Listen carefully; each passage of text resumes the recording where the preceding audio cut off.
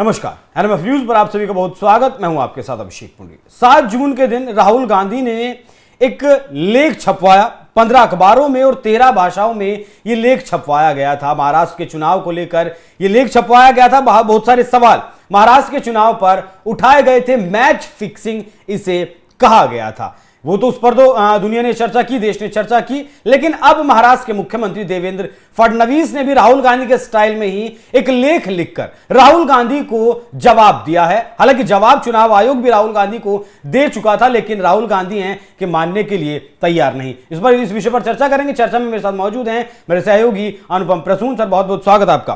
क्या कुछ लिखा सर महाराष्ट्र के मुख्यमंत्री ने आज? देखिए, जिस हिसाब से राहुल गांधी ने कल 15 अखबारों में जी 13 भाषाओं में एक आर्टिकल लिखकर मैच फिक्सिंग कहा था महाराष्ट्र की जीत को, और उन्होंने जो अचानक वहां पर वोट प्रतिशत में इजाफा हुआ था, वोटर्स में इजाफा हुआ था, उसको लेकर हैरानी जाहिर की थी, जिस पर चुनाव आयोग ने तो पहले ही जवाब दे दिया था। लेकिन राहुल गांधी, देखिए, राहुल गांधी अपने को किसी न किसी मुद्दे के जरिए जोड़कर जिंदा रखना चाहते हैं, वरना जो उनकी प्रासंगिकता है वो धीरे धीरे तो खत्म होती जा रही थी। मतलब जान गए मीडिया में कैसे बने रहना है। तो इसलिए राहुल गांधी को ये अदा आ चुकी है कि मीडिया में कैसे बने रहना है। अब इसमें उन्होंने जो महाराष्ट्र को लेकर सवाल उठाया था, देवेंद्र फडणवीस ने आर्टिकल के जरिए ही उनको जवाब दिया। और जब मीडिया वालों ने ये पूछा कि राहुल गांधी ने तो अब आर्टिकल लिख दिया है, वो बार बार इसके बाद भी यही दोहरा रहे हैं कि ये मैच फिक्सिंग है, तो देवेंद्र फडणवीस ने आज एक शायरी के जरिए उनको जवाब दिया कि जिंदगी भर राहुल गांधी यही करते रहे, धूल आईने पर रही, चेहरा साफ करते रहे। तो अब इससे आप समझ सकते हैं। लेकिन जिस वक्त राहुल गांधी महाराष्ट्र में ये जो वोट बैंक, जो वोटर्स की बढ़ोतरी हुई थी, उस पर पॉलिटिक्स कर रहे थे, एक पुरानी चीजों पर पॉलिटिक्स कर रहे थे, उस वक्त देखिए पॉलिटिक्स दो तरीके की होती है। एक में विजन दिखता है और एक में बस कमी निकालने वाली तरकीब दिखती है। मतलब एक फ्यूचर का विजन और दूसरा लकीर पीटने वाली। लकीर पीटने वाली। तो अब जो फ्यूचर का विजन है, हमने ये जो तस्वीर आप जो देख रहे हैं मेरे बगल में जो चल रही है तस्वीर, इस तस्वीर को, ये तस्वीर पूरे भारत के लिए अपने आप में एक मिसाल साबित हो सकती है। जॉन डीरे है। जॉन डीरे ने अपना सबसे बड़ा ईवी को लेकर इनोवेशन करने का प्लान किया है। कहां? महाराष्ट्र में। और महाराष्ट्र में आज वहां देवेंद्र फडणवीस उद्घाटन करने पहुंचे थे। अब ये सोचिए कि आने वाले फ्यूचर में आप ट्रैक्टर भी ईवी वाली देखेंगे, तो क्या इसमें दुनिया को हैरान होना है कि नहीं होना है? जाहिर सी बात तो है सर।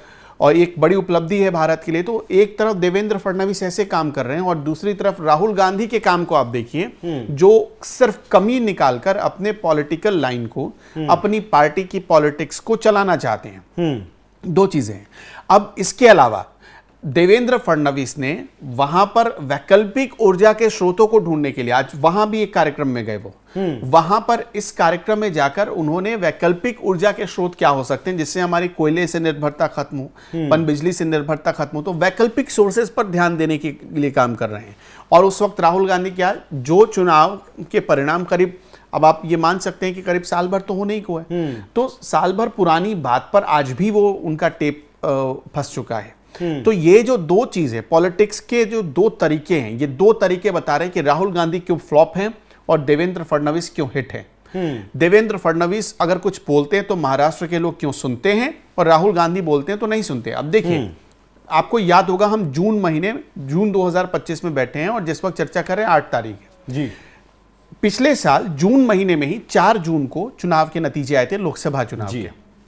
महाराष्ट्र में क्या हुआ कि वहां पर एनडीए गठबंधन को तब झटका लगा और राहुल गांधी को ऐसा लगा कि मतलब उन्होंने बहुत बड़ा तीर मार लिया। उनको ऐसा लगने लगा, सिर्फ राहुल गांधी नहीं, पूरी कांग्रेस पार्टी इस मुगालते में थी कि महाराष्ट्र से अब बीजेपी तो साफ हो गई।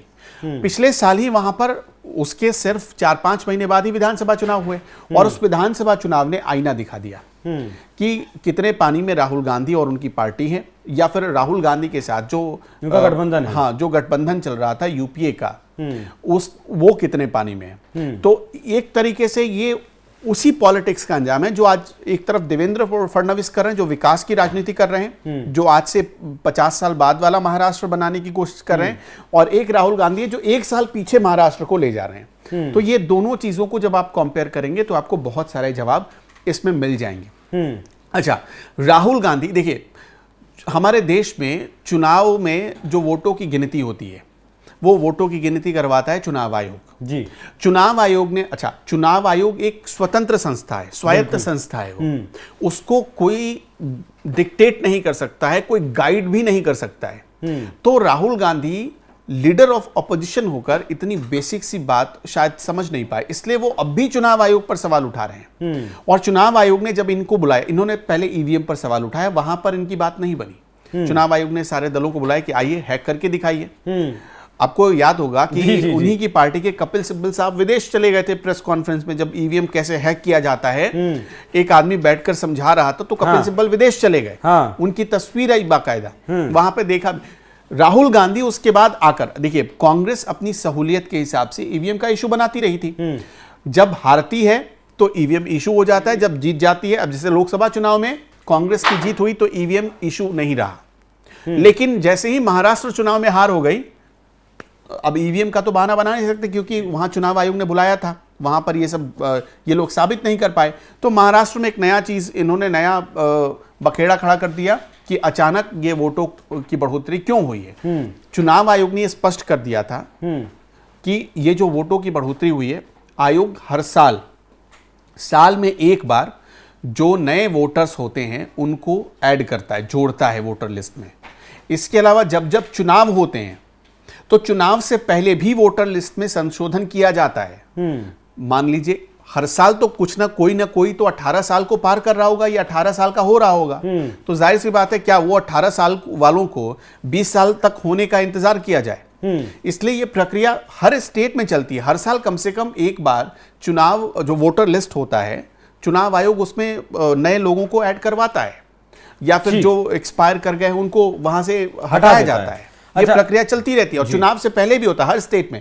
इस साल बिहार में होगा तो वहां भी चुनाव है तो वहां भी होगा, अगले साल पश्चिम बंगाल में चुनाव है तो वहां भी होगा। ये होता है, ये प्रक्रिया है।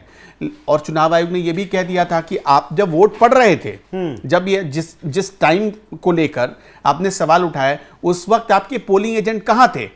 आपके 27,090 के आसपास पोलिंग एजेंट थे। किसी एक भी पोलिंग एजेंट ने यह नहीं कहा चुनाव आयोग के पास आकर, या उस वक्त कोई भी सवाल नहीं उठाया गया कि धांधली हुई, अचानक लोग।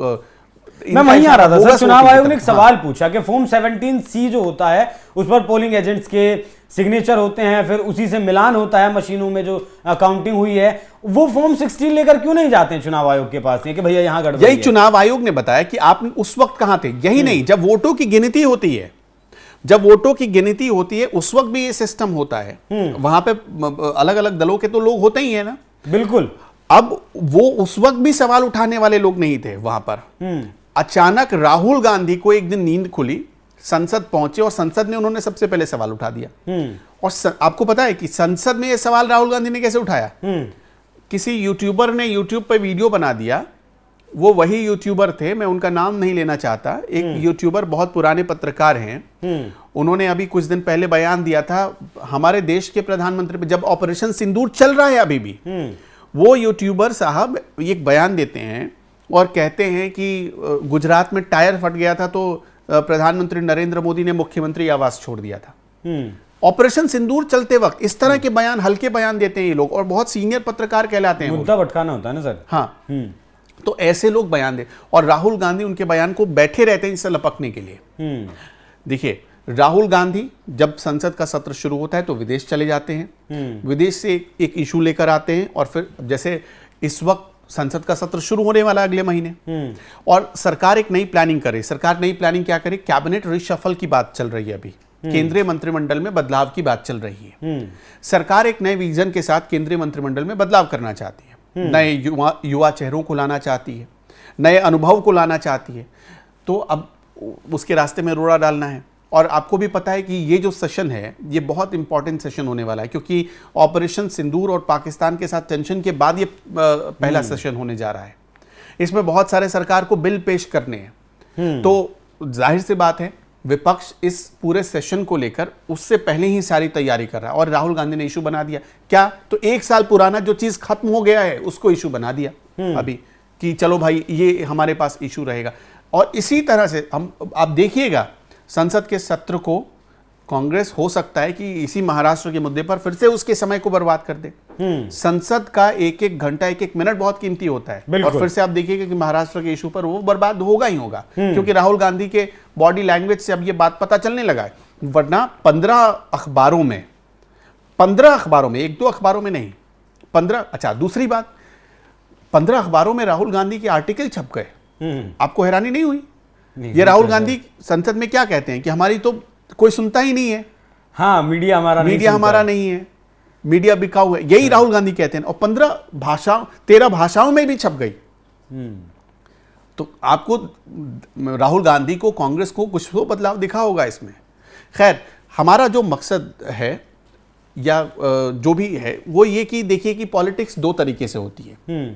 राहुल गांधी प्रोग्रेसिव पॉलिटिक्स करें, हम ये भी चाहते हैं, क्योंकि progressive politics leader of opposition को करना चाहिए। और देखिए, मेरा तो इतना अनुभव नहीं है कि मैं उनको सलाह दे सकूं, लेकिन ऐसा मेरा मानना है कि राहुल गांधी जब जब प्रोग्रेसिव पॉलिटिक्स करते हैं लोग उनको सुनते हैं। लेकिन अब जो ये इशू उठा रहे हैं वो शायद प्रोग्रेसिव पॉलिटिक्स की तरफ इशारा नहीं कर रहा है।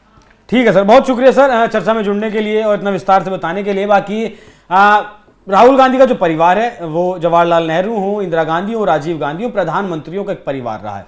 राहुल गांधी के खून में, डीएनए में राजनीति है। 20 साल से ज्यादा खुद राहुल गांधी को हो चुके हैं एक्टिव पॉलिटिक्स में, और राहुल गांधी अब तक इस बात को नहीं समझ पाए हैं कि राजनीति फ्यूचर के नैरेटिव पर चलती है, जो बीत चुका है उसके नैरेटिव पर नहीं चलती है। जिस दिन राहुल गांधी ये समझ जाएंगे, शायद उस दिन कांग्रेस पार्टी का रिवाइवल भी हो सकता है। बाकी जिस तरीके से देवेंद्र फडणवीस ने राहुल गांधी को जवाब दिया है इस मैच फिक्सिंग वाले आर्टिकल पर, और सर ने एक बात बड़ी शानदार कही लास्ट में जाते जाते कि अगर मीडिया राहुल गांधी की सुनता नहीं है तो फिर 15 अखबारों में राहुल गांधी का आर्टिकल आखिर छप कैसे गया। इन दोनों सवालों पर चाहेंगे कि आप जवाब जरूर दें। नमस्कार।